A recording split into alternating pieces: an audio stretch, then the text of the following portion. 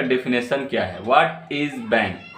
तो आपका जवाब शायद यही होगा कि पैसा उठाने और पैसा जमा करने का जगह है।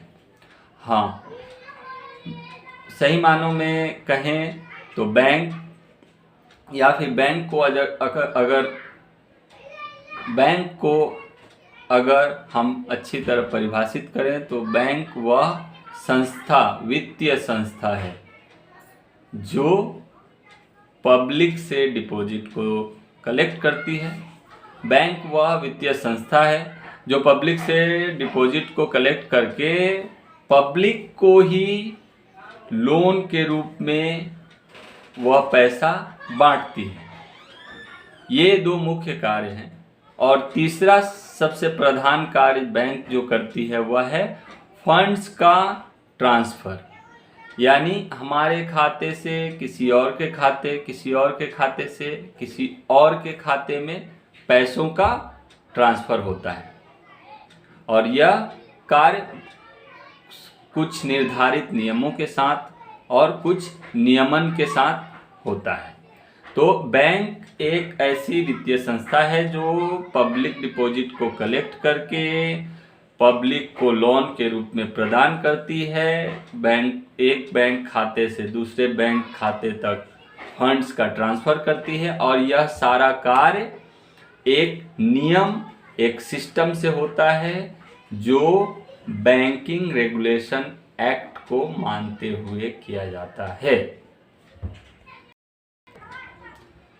यूं तो बैंकिंग सिस्टम बहुत अनंत काल से हम कह सकते हैं कि चल रहा है।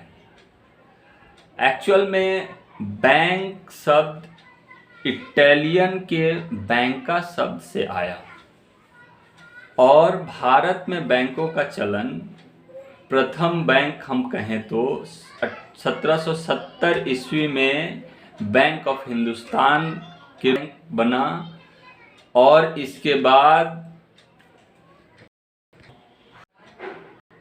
फ्रेंड्स, अगर मैं आपसे पूछूं कि भारत का सबसे बड़ा बैंक कौन सा है,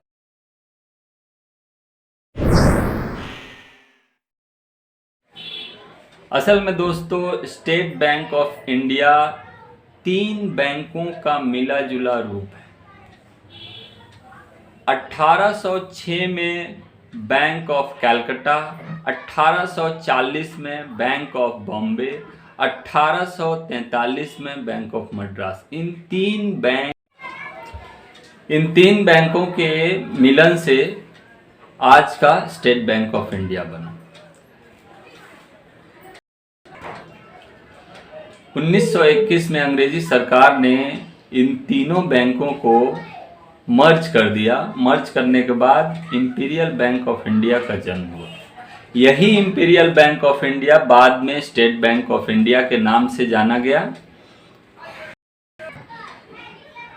जब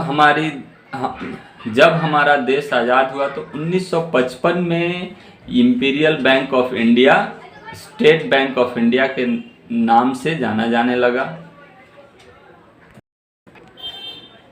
70 में भारत तक के लिए बाय बाय।